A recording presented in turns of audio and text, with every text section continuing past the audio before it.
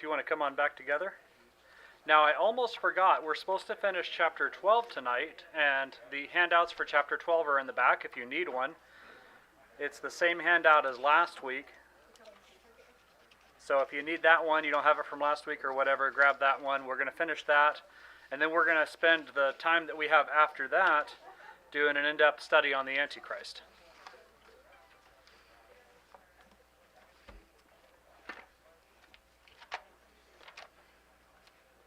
So we're starting in Revelation 12 this evening.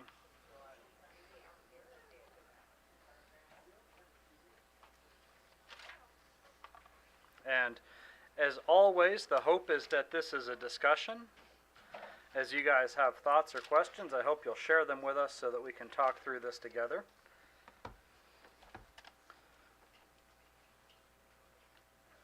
If you remember from last week in Revelation chapter 12, we did verses 1 through 6.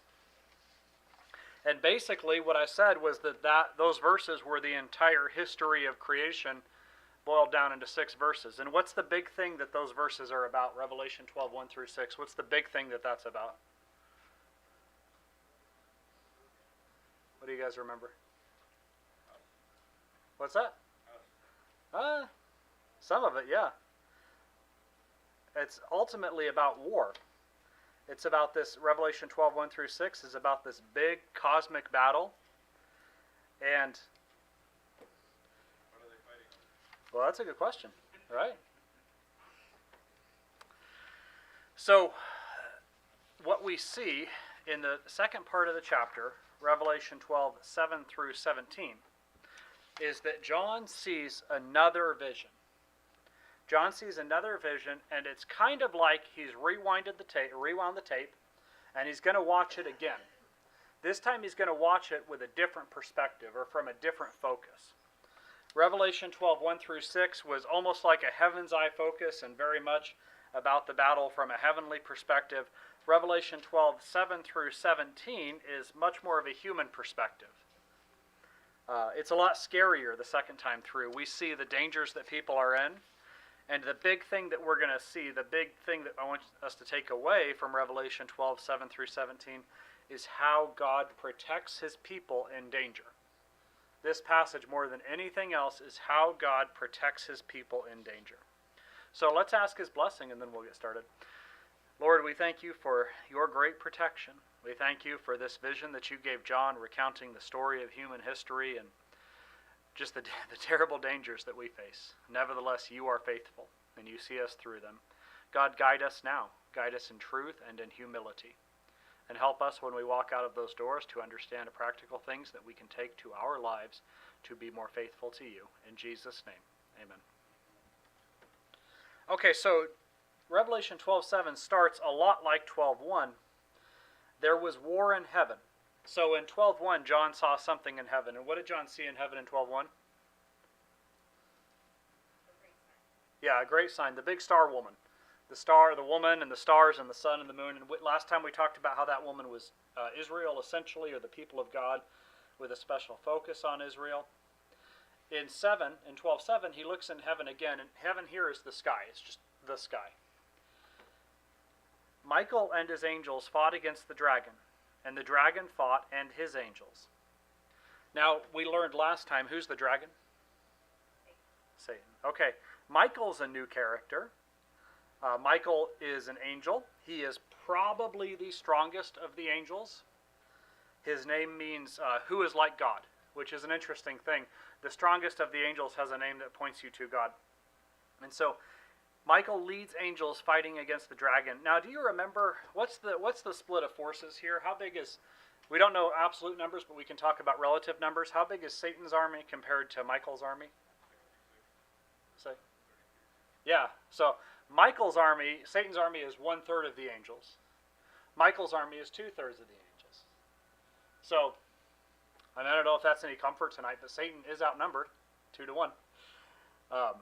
1/3 of the angels is a lot, but it's only 1/3. So there's war in heaven. And what John is seeing here, this could be a much older vision. These things could have happened long ago, but we're definitely meant to think about this happening in the context of the latter parts of the tribulation. Not only is there war on earth, there's war in heaven. And in verse 8, what happens to Satan and his angels? What do they do? Or what don't they do? Yeah, they're losers. We talked about that last time. They prevail not. And that is incredibly important if we think about what we've been seeing all throughout the book of Revelation, all these verses about overcomers. The first 2 chapters of Revelation have 7 promises that Jesus makes to overcomers. And then Revelation chapter 5 talks about how Jesus has overcome. And you have overcomers, overcomers, overcomers, and the saints overcome by the blood of the Lamb and by the blood of their testimony, and all these overcomer passages. And then here in this critical point, when we have this war, Satan is not an overcomer. He loses. Eric? I asked about this before, but Satan was kicked out of heaven in Genesis. How did he get back there to be kicked out of heaven here? Well, it's not obvious that he was kicked out of heaven in Genesis. Because in Job, Satan's still able to approach the throne of God and talk with God. So I wouldn't say that he got kicked out of heaven in Genesis. Well, I thought the angels came to earth and cohabited with earthly women. Yes. Well, something like that. So something happened with certain angels. And certain angels were reserved. The book of Jude tells us that certain angels were reserved in chains for punishment. But apparently Satan was not, for whatever reason, Satan was not one of those that was locked up at that event. So he's still free and roaming the earth very late into the game. So this is just a really practical thing to take away. It's an incredibly powerful truth. Satan loses. He does not prevail. In this case, he is decisively removed from heaven. No place was found any more in heaven. And that also should make us think about all the passages in John where Jesus promises people places in heaven in the first 2 chapters, and then the saints are found in heaven again and again, and you have all these beautiful heavenly descriptions, and Satan has no place in heaven, no home in heaven. So verse 9, the great dragon was cast out, that serpent called the devil and Satan, which deceiveth the whole world. He was cast into the earth, and his angels were cast out with him. And we talked about last time, but I just want us to remember, what is the name? The name Satan and the name the devil essentially mean the same thing. What does it mean? Yeah, accuser or slanderer. Accuser or slanderer.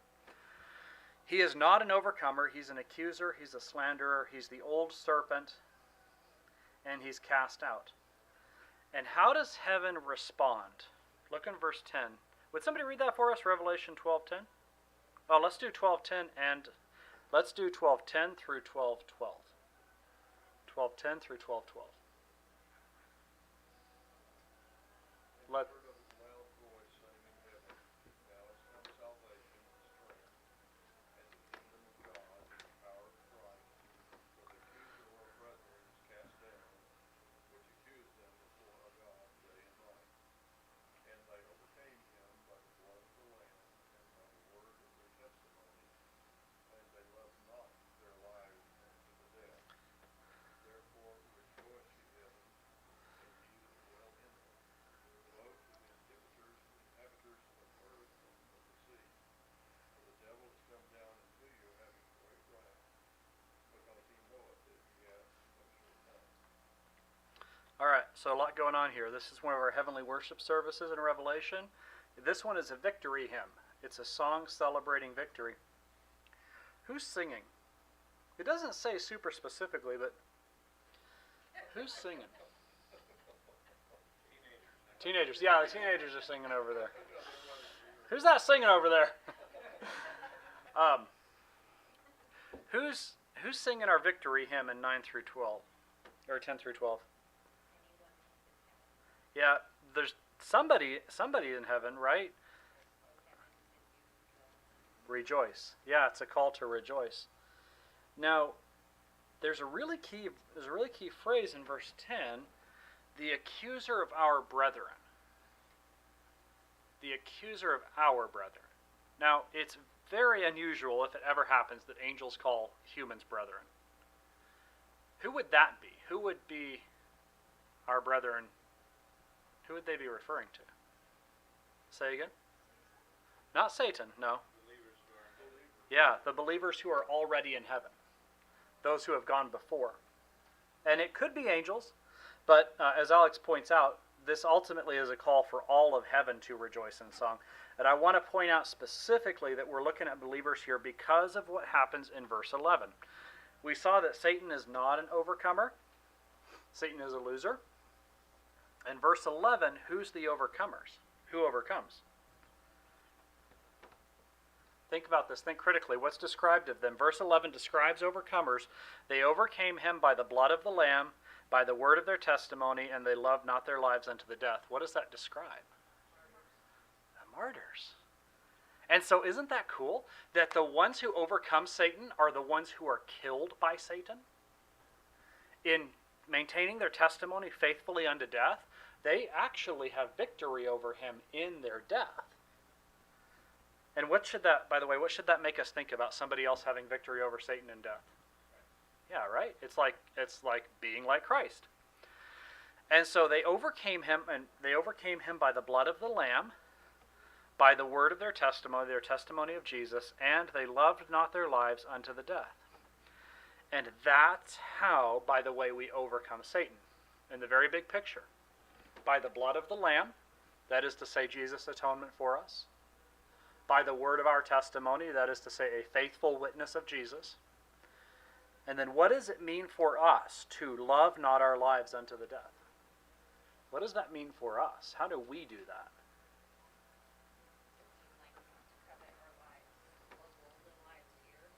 Yeah, I think you use a really good word, Alex, covet. You know, it could, theoretically, this could mean like being physically martyred. Perhaps God doesn't call us to do that, but he does call us to give over our lives. He does call us to be selfless with our lives. And so we, at least in a small way, can participate in this. And in doing that, we overcome. I was thinking of the application of what you just said from your sermon on Sunday as to what Paul said about how the Jewish people who killed Christ actually accomplished God's purpose. Yes. Same thing with the martyrs. Yes. And it is a glorious. Sorry, I get distracted with that. You're exactly right. Satan accomplishes his own downfall by doing his work. He's in a sense self-destructive. And God takes the evil that Satan means and turns it to good. So Satan is overcome. He's overcome by the blood of the Lamb. He's overcome by the saints. The saints sing. And there's that call to rejoice. Rejoice, O ye heavens, and verse 12, therefore rejoice ye heavens, and ye that dwell in them. Woe to the inhabitants of the earth, and to the sea, for the devil is come down to you, having great wrath, because he knows he has but a short time. So now John's vision picks up back on earth. He saw this in heaven. This is just like the first vision. He saw something in heaven. He tracked for a while. He saw Satan fall, perhaps like lightning from heaven. And then he's watching what's happening on the earth in his vision. And this is very symbolic. We need to have a great deal of humility when we interpret this. But there's some interesting things here. So the dragon, in verse 13, the dragon saw that he was cast down to the earth. He persecuted the woman which brought forth the man-child. So if we understand that the woman is primarily Israel, what does it mean that Satan is going to persecute her? What does that look like? Shoot. So is this part of Satan being cast down to earth, is this the part of the tribulation where the true Antichrist comes to earth? Like, is this the beginning of all of that? Yes. Yeah, Yes. Short answer is yes. Okay. Long answer is yes, probably. Okay. There's good people that disagree about this stuff, but in my mind, the best way to understand this is that 13 through 17 describes the latter part of the tribulation, where Satan is most active on earth and really actively trying to destroy Israel. That's what it means that the dragon is trying to destroy the woman who brought forth the man-child, the man, the Son of Man. But the Antichrist would be identified at the start of the Revelation. Yeah. Something is going to happen halfway through where it becomes really obvious that that guy is the Antichrist. It may not be extremely obvious for the first half of the tribulation. But he's the one that supposedly brings peace to the world. Yes. And because of that, they're not going to say he's the Antichrist. they're going to say he's the Christ, or something like that. Our second study tonight, after we finish this, is all about the Antichrist and how the Antichrist tries to pretend to be Jesus. So the first half of the tribulation, he's going to seem pretty good. And then things are going to get really, really bad. So that's a good question. So what happens to the woman in verse 14? Does she get eaten by the dragon? No, she doesn't get eaten by the dragon. Verse 14, and to the woman were given 2 wings of a great eagle, that she might fly into the wilderness, into her place, where she is nourished for a time and times and half a time from the face of the serpent. Okay, 2 wings of a great eagle. What does that mean? Does that mean that the United States Air Force is going to fly Israel out of trouble? Because that's what somebody on the internet says. 2 wings of... When we read 2 wings of a great eagle, what should we be thinking of? You got to know your Old Testament. You're not allowed to read Revelation until you know your Old Testament. When you read 2 wings of a great eagle, you might think of something like God said of Israel in the Exodus, "You have seen what I did to the Egyptians, how I bore you on eagle's wings and brought you unto myself." You might think of Deuteronomy, "As an eagle stirs up her nest and flutters over her young and spreads abroad her wings and takes them and bears them on her wings. So the Lord alone did lead him, and there was no strange God with him." When we're thinking about wings of an eagle, somebody's probably thinking about that passage in Isaiah right now, right? We should be thinking about God's protection. We should be thinking about God's strength. We should be thinking about God's speed. And so just as God says of the Exodus that he brought Israel out of Egypt, as it were, on eagle's wings, something is going to happen to the remnants of Israel when the Antichrist is trying to exterminate them. He is going to speedily rescue them and bring them to a safe place. Now, what's that going to look like? I don't know. It could be miraculous, it could be natural, but somehow, some way, he is going to speedily bring them to safety. Where are they going to be in verse 14? In the wilderness, right? And isn't that cool? We should be thinking about the Exodus again. And when was somebody nourished in the wilderness before? There's really 2 somebodies. We should be thinking about Israel with the manna. We should be thinking about Elijah. Elijah. We should be thinking about Elijah with the ravens. And so there's precedent for this stuff. Nourished for a time, times, and half a time, 3.5 years. We've seen this. This is the 3rd time, I think, that we have the 42 months, the 1,280, I think, days. So this 3.5 year period, she's protected. Israel is protected in the wilderness. So the serpent is still trying to get after her. Would somebody read verses 15 and 16 for us?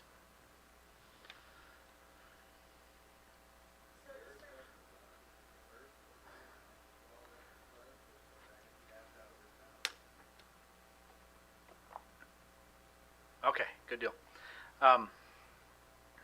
So, a lot of weird stuff going on here. How does the serpent try to get Israel? By a flood. Okay. Does anybody know what that means? What does that mean? My guess would be it's backtracked to Noah and how God said he would never let. Okay, that was just my guess. Of, Yeah. like flood. Well, no, that's interesting. I hadn't thought about that. That's interesting, Alex. So you have 2 big flood events that are the wrath of God, right? You have Noah and you have the Red Sea. And so Satan, the big thing Satan does, or the Antichrist does all the time, is he pretends to be God. So there's a lot going on here. The first thing is to interpret the flood, and there's really 2 options. The first option is the simpler one. The flood is a literal flood. Satan does something to somehow literally like flood out Israel. And we're going to go back and talk about that. The other one is more of a symbolic interpretation. Occasionally in the Old Testament, floods are used to represent attacks from Gentile armies. I have a reference in Jeremiah.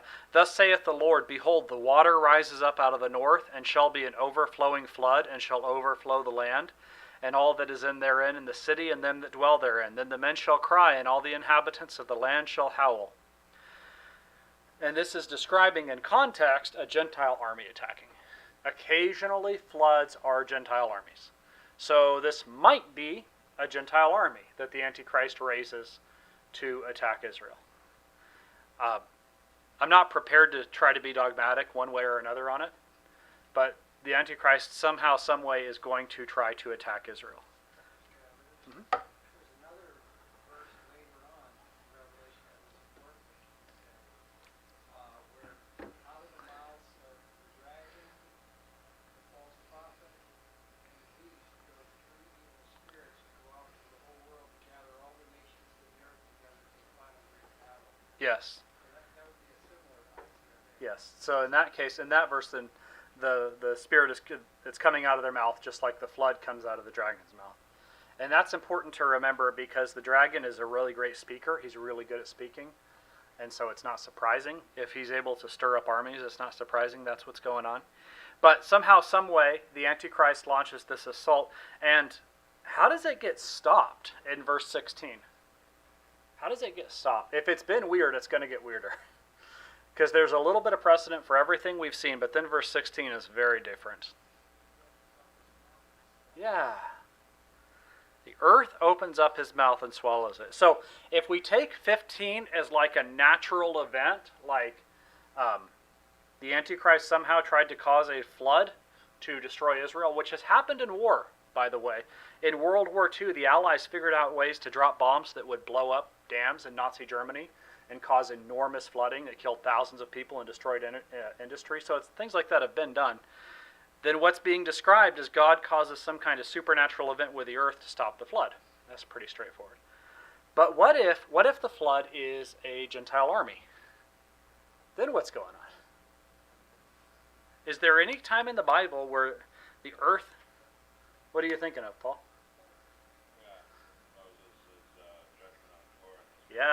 Yeah, the destruction of Korah and the rebels. So Korah raised himself up a rebellion against Moses in the days of the wilderness, and we should be thinking about the wilderness already because that's where the woman is, right, in the wilderness. And the earth opened her mouth and swallowed them up, and their houses and all the men that appertained unto Korah and all their goods. They and all that appertained to them went out down alive into the pit, and the earth closed upon them, and they perished from among the congregation. So this sort of thing has happened before. Probably what's being described is the Antichrist raises up an army to get Israel in the wilderness, and then at the last moment God cleaves open the earth and it swallows the army. And you've got to think that's going to be really frustrating for the Antichrist, right? He loses. But at least he's persistent. Courtney, would you like to read verse 17 for us?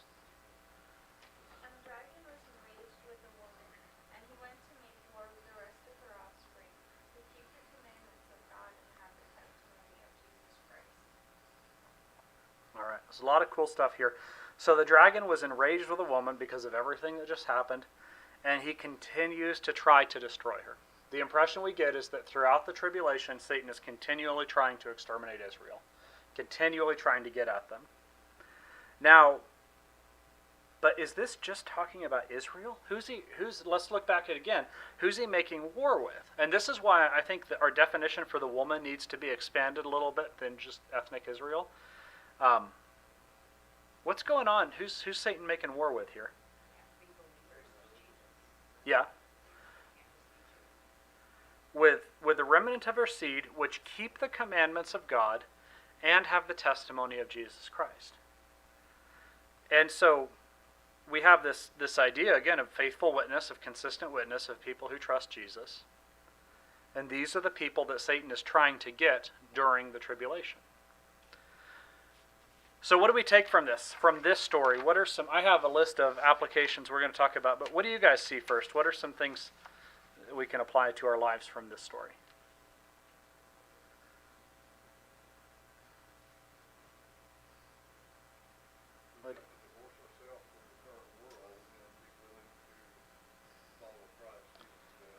Yes, yes, because the ultimate master of this world is going to try to destroy the people of God. And we can overcome him by being willing to give up our lives and being faithful. Like, that is what victory looks like for us. What else? What do you guys see for application?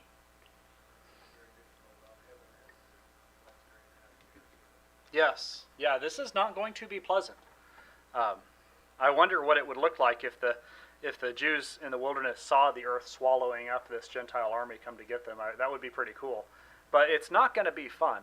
We're happy to escape this. What else? What do you guys think?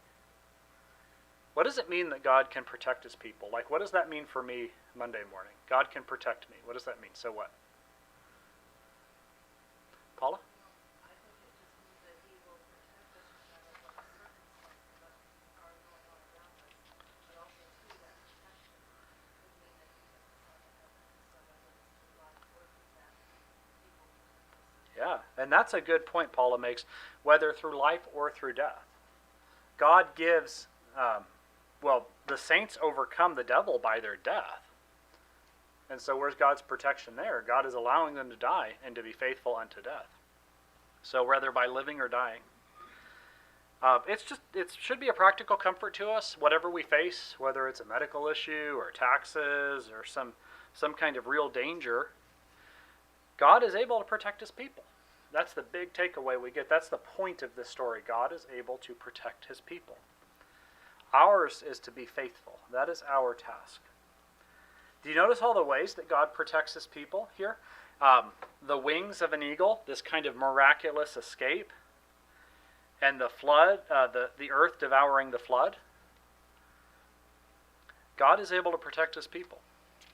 So who's God protecting his people from? Let's look at the second handout, unless anybody has any questions or final thoughts on that one. This one's meant to go kind of quick. I knew we weren't going to have a full set tonight from finishing the last handout. I think this would be a good time to talk about the Antichrist in some detail, because everybody's always super interested in the Antichrist. So we're going to learn some things about the Antichrist, and as always, the goal is that we're practical with what we learn. So this one, almost all the references you need are on the pages. If we get deep into the weeds, we will be flipping through Daniel a bit. But let's start with just the name. Well, okay, actually, I'll ask you guys. So Bible trivia time. It's on your handout, so don't cheat. But Bible trivia time. Where does the term Antichrist appear in the Bible?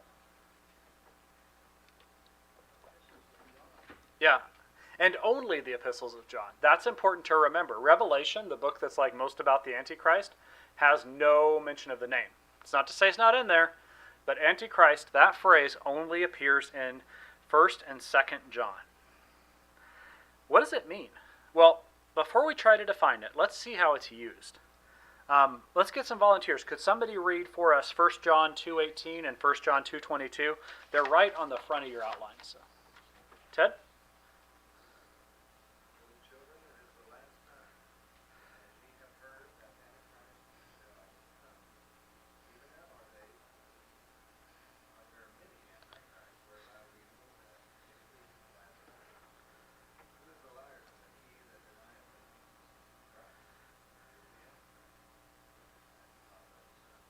All right, very good.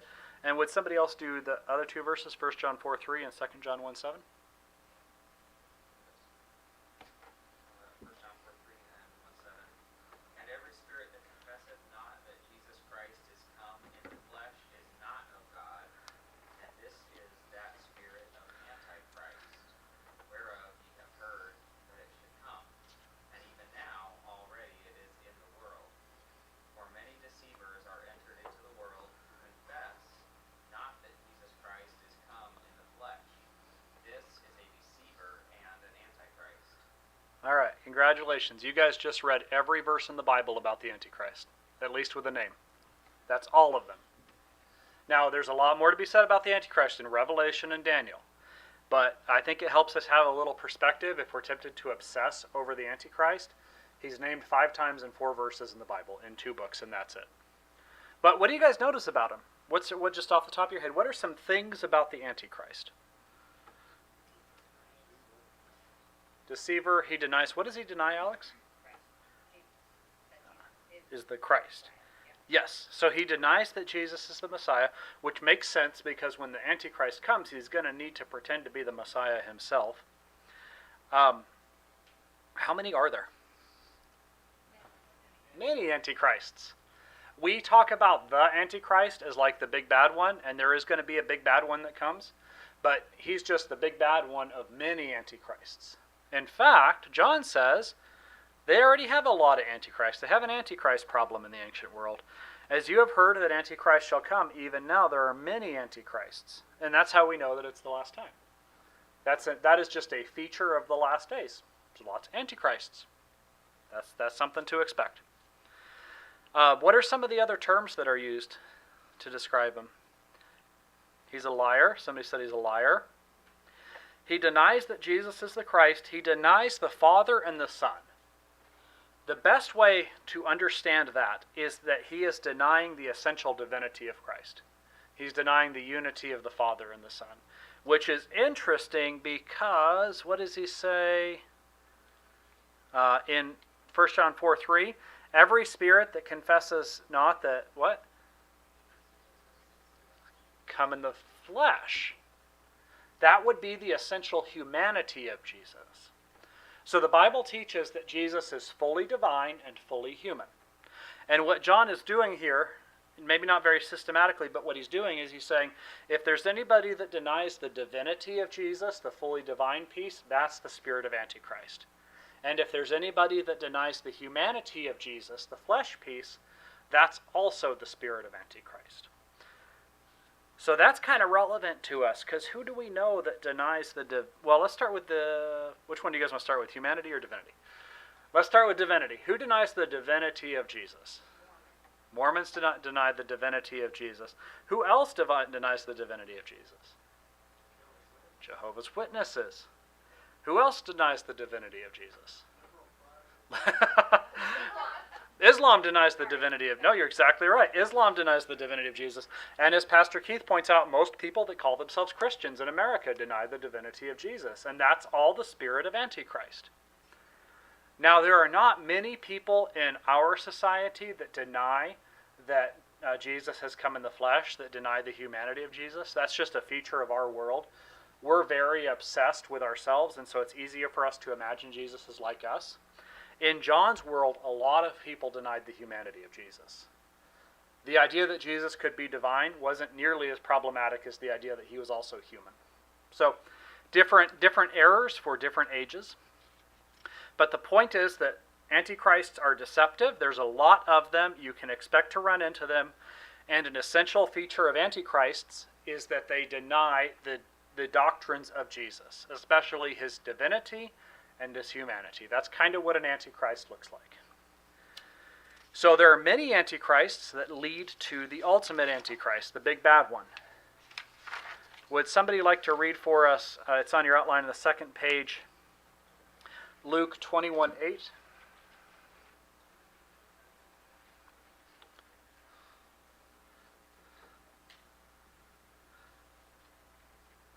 Luke 21:8.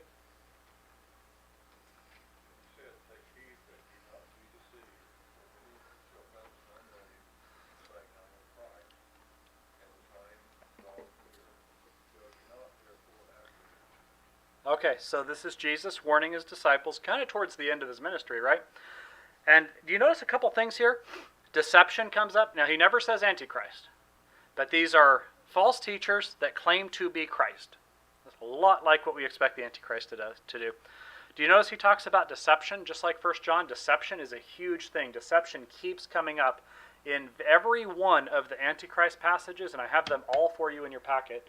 Deception comes up. Deception is like it would be like on the top of the Antichrist resume. That is what he does, is he deceives. What does Jesus mean when he says, "and the time"? I know I just pulled it out of context for you, but does anyone know what does Jesus mean when he says the time draweth near? Or does that sound like anything we just heard from 1 John? Even now, many antichrists have come, and because of that, we know what? That it's the last time. And then Jesus talks about the time being near too.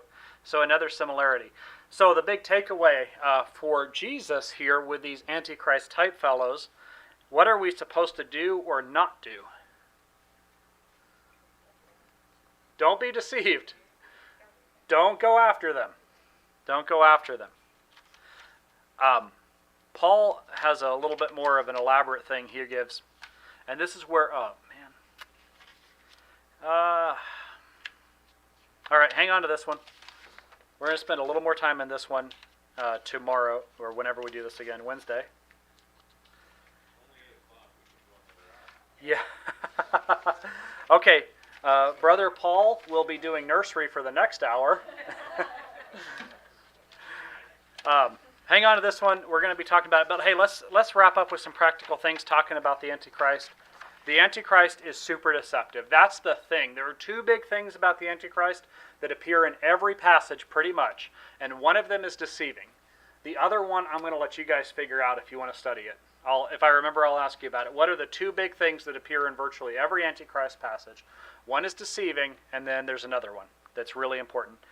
The Antichrist is wrapped up in denying doctrines about Jesus. That's why we're so serious about the doctrines of Christ, because the Antichrist work is to deny those things. Antichrists come in plurality. There are a lot of Antichrists. So, by way of wrapping us up, just a big takeaway for the Antichrist stuff tonight is do not be deceived.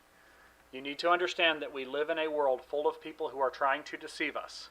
It is essential that we continue in the truth, and especially in the doctrines of Jesus' divinity and Jesus' humanity. Let's wrap up. Lord, thank you so much for this study that you're giving us through your word. Thank you for the guidance that you give us about the Antichrist. Help us then not to be obsessed, and help us not to be fearful. Help us to see this doctrine in context and in proportion as an important but small part of the Bible. God, I pray that you would help us to identify the spirit of Antichrist when we encounter it in the world around us and even in ourselves. And help us to confront the spirit with truth. Lord, help us to warn others of the great Antichrist to come, and help us to be faithful and persistent in the truth, and to overcome, even with our own blood, if you call us down that road. Be with us the rest of this week. Strengthen us and guide us. Give us your peace and blessing in Jesus' name. Amen. Hey, thank you all for the input. It's really a discussion that makes this time special.